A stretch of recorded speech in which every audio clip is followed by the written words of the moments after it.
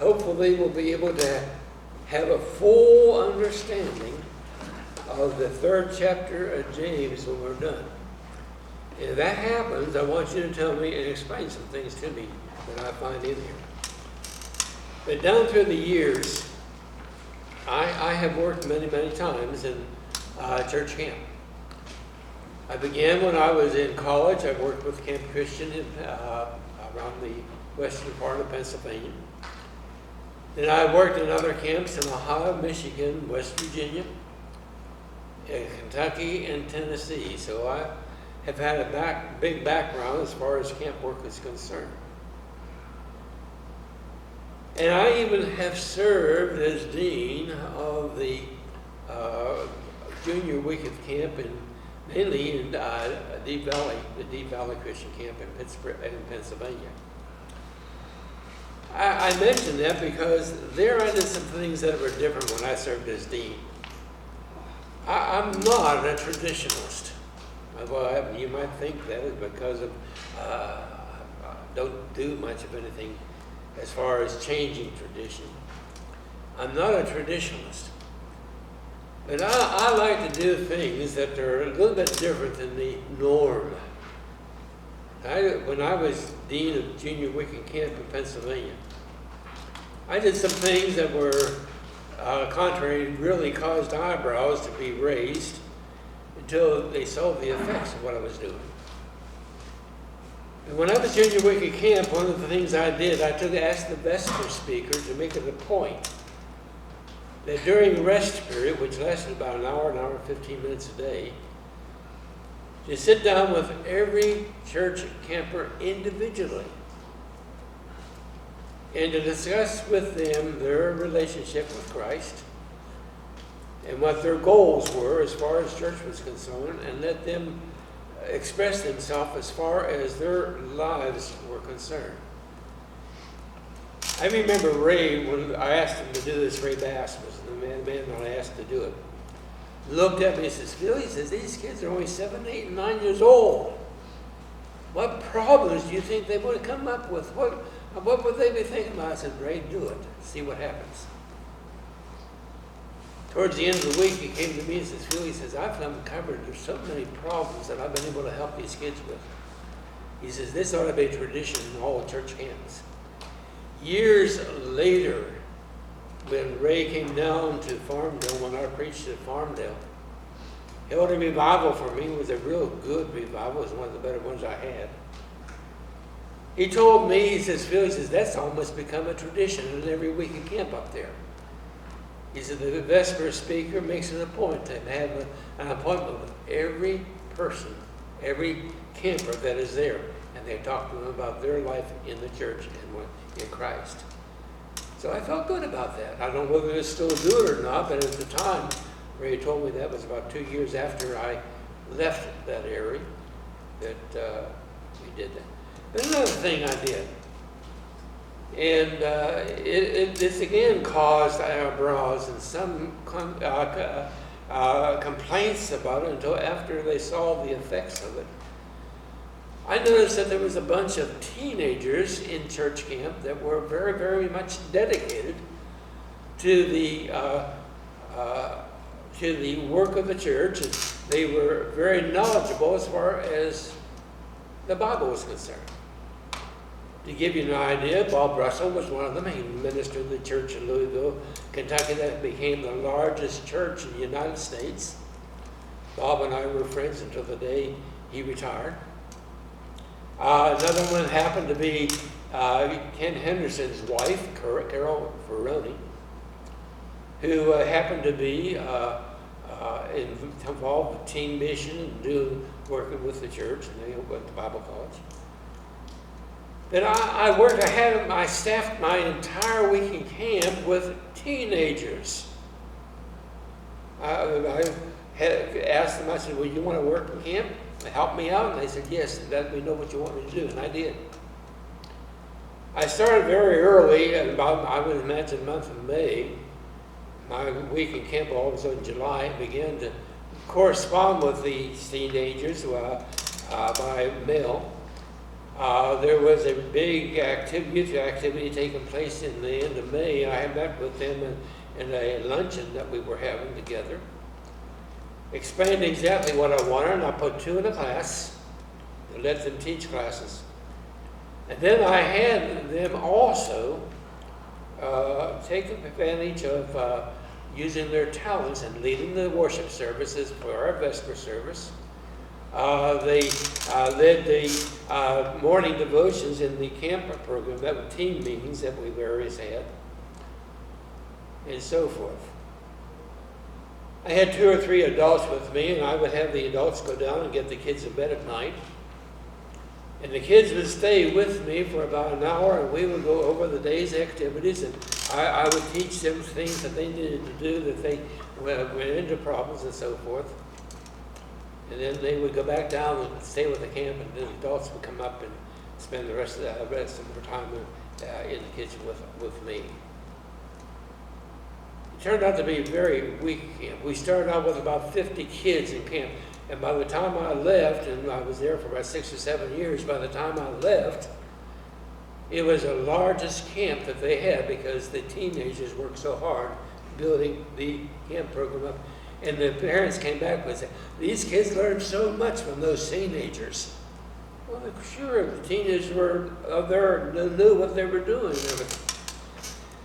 But one of the things that I can remember doing was this idea of being leading song service.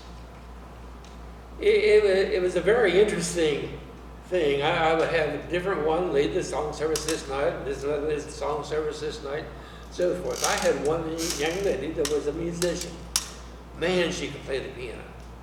And she could play about 50 or 60 other instruments. I can't even remember them. I know I had my violin there, and she picked up my violin and started playing it.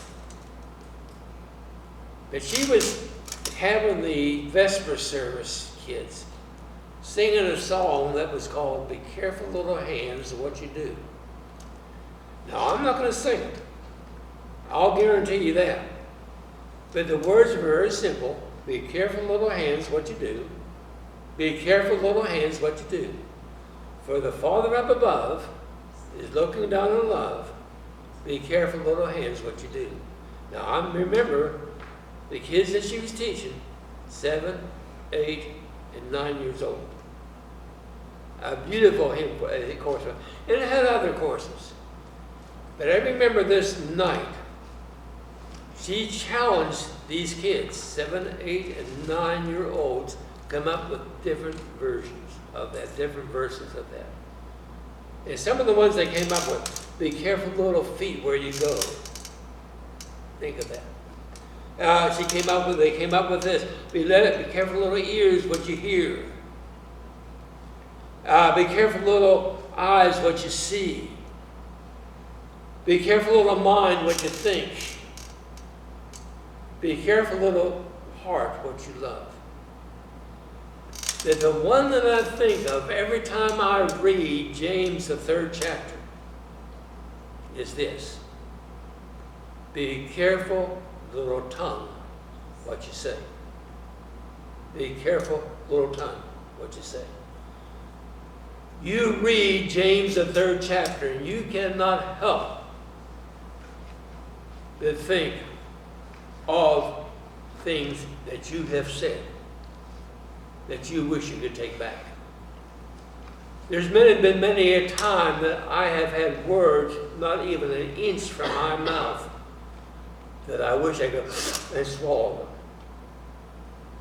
them. Many of the problems that I've had in the ministry have come as a result of people misunderstanding what I was saying, not listening to what I was saying, or not examining the intent of what I was saying. Now let me give you 2 illustrations of what I'm talking about. I was preaching in Greenfield, Ohio and I started that ministry when I was 23 years of age. And I was preaching a sermon on the second coming of Christ, talking about the assurance that Jesus was coming back again. Now remember, I said I was 23, and I made the comment that I don't expect to see the age of 30 before Jesus comes back again. And I didn't. That was an honest statement. but it was an opinion.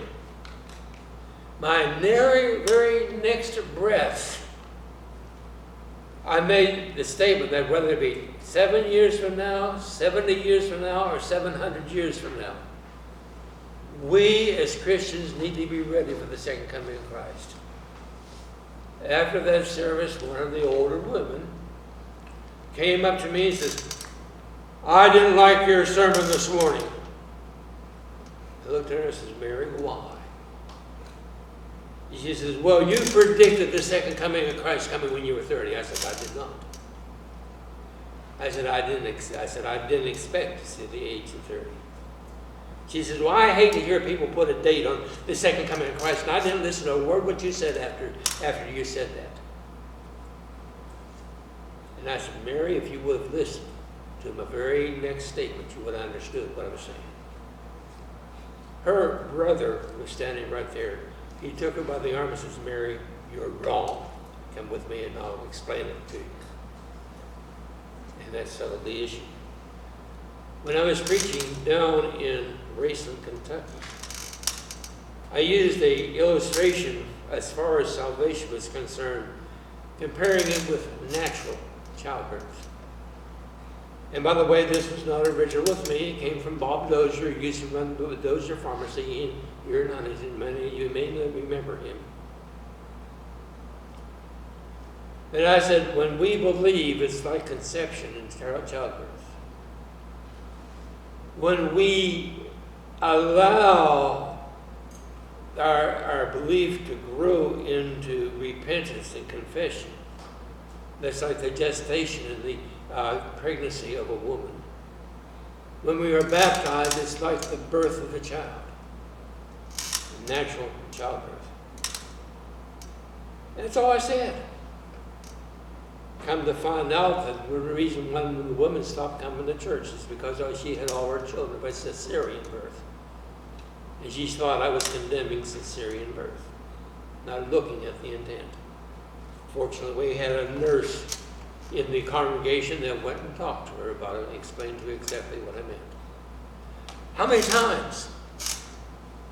times have you said something and somebody you didn't mean to be offensive by what you said, but they took offense by it? It happens. And James addresses this. And James begins a very concrete study of what we're talking about. Let's look at James, the 3rd chapter. I'm going to read the first 2 verses of the 3rd chapter. "My brethren, be not many masters, then that ye shall receive the greater condemnation. For in many things we offend all. If any man offend not in word, the same is a perfect man, and able to bridle the whole body." By the word, whenever you read man in the scriptures, it's usually talking about mankind, unless the context refers differently. Men and women. As you look at that particular verse, what James is saying, don't be teachers, schoolmaster. I think the statement is pretty well axiomatic. I think it refers to those who are Christian leaders in the church, whatever it may be. We need to be careful, because what we say and what we do might have a great influence on the person that is watching. People can be offended. If we don't offend somebody, we're a perfect man. And may I point out that even Jesus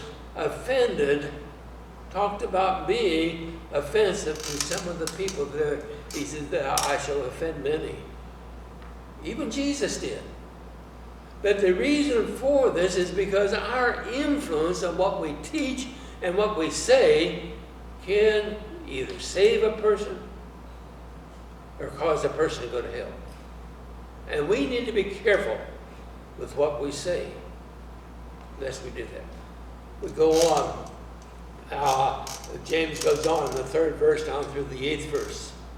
"Behold, we put bits in the horse's mouth that they may obey us, and we turn about your whole body." Brethren, also the ships, which though they be so great, are driven of fierce winds, and yet are they turned about with a small helm, whether the government listeth. And then he says, even so the tongue is a little member, and boasteth great things. Behold, how great a matter of fire kindleth, a little fire kindleth. And the tongue is a fire, a world of iniquity. So in the little thin tongue among our members, that defileth the whole body, and setteth on fire the course of nature, and is set on fire the fire of hell. For every kind of beast and of bird and of serpents and of things in the sea is tamed, have been tamed of mankind. But the tongue can no man tame. It is an unruly evil, full of poison. What a little thing controls a horse, the bit in the mouth. What a little thing controls the ship, the rudder. A spark can cause a great fire. And many of the fires that we're experiencing in our land today, in our nation today, is caused by nothing but a spark. And it compares that. The tongue is worse than that. The tongue is worse than that. It's an unruly evil, full of iniquity. And we ought to control our tongue, lest we say something that is offensive. Now, I'm not speaking of somebody taking advantage of this, which I think is happening today. Steve and I were talking a little bit before about some of the name changes. The Cleveland Indians changing their name to the Cleveland, I forget what they are, the Cavaliers, I think, but I'm not sure. But changing their name because they're afraid that Indians would be offensive. Personally, I would be elated if somebody would use my name as in honor of what they were doing. I would be elated for that. If they're so afraid of offending somebody. And I think we ought to use a little bit of wisdom in what we're doing as far as this is concerned. But notice, I think everything that James says is very simple. Think before you speak. Think about what you're saying. Beginning with the 9th verse. Therewith bless we God, even the Father, and wherewith curse we man, which are made after the similitude of God. Out of the same mouth proceedeth blessings and cursing. My brother, talking about man and woman, these things ought not to be. Does a fountain send forth at the same place sweet water and bitter? Can the fig tree, my brother, bear olive berries? Either a vine, figs. So can no fountain be both salt water and fresh? Now, before you get involved with the art of grafting into a tree, different tree branches, like I mentioned several weeks ago that I had a friend down in Corbin, Kentucky, that used to call his salad tree, where he had every kind of fruit growing on that because he grafted it in. That's different than what James is saying here. A tree that is a fig tree, without the grafting, will bear fig leaves, will bear fruit. A lemon tree will bear lemons. A peach tree will grow peaches. A cherry tree will grow cherries unless they're full of worms. Now, I say that because I don't like cherries. First ministry I had in the backyard of the parsonage was the most beautiful sour cherry tree you want to ever see. They had an outhouse. And we used outhouses in those days. Every time I would go out, I'd grab a few of the cherries, pop them in my mouth, and eat them. Picked 17 quarts of wild cherries off that, sour cherries off that tree, put them in there, and I started to can them, and every one had a worm in it. So I say they grow worms as well. It's self-evident. A fountain will either yield bitter water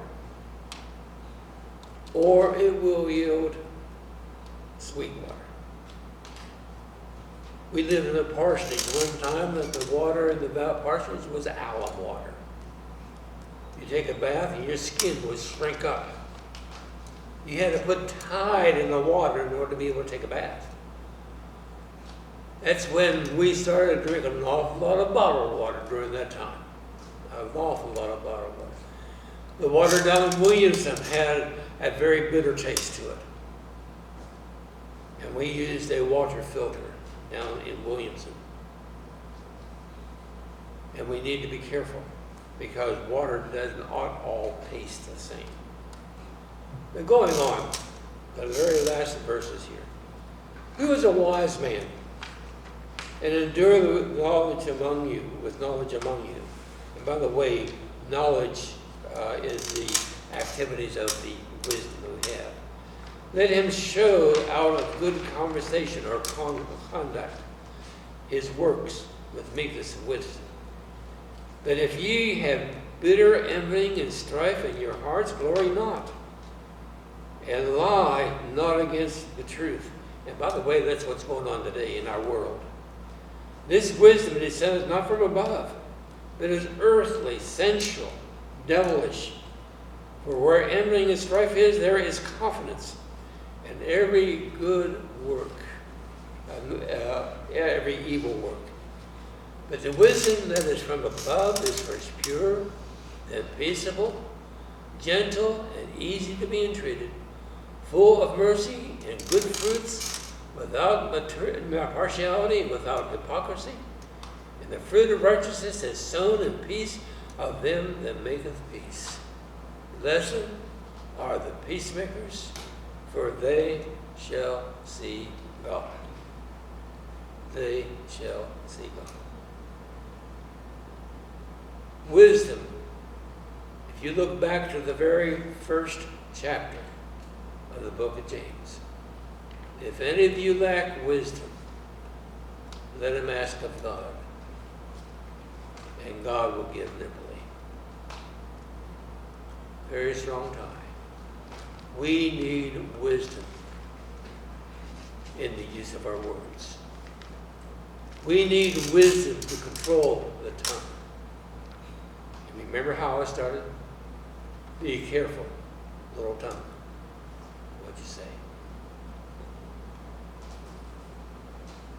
If there's any here that needs to make a decision for Christ, we invite you to come as we stand.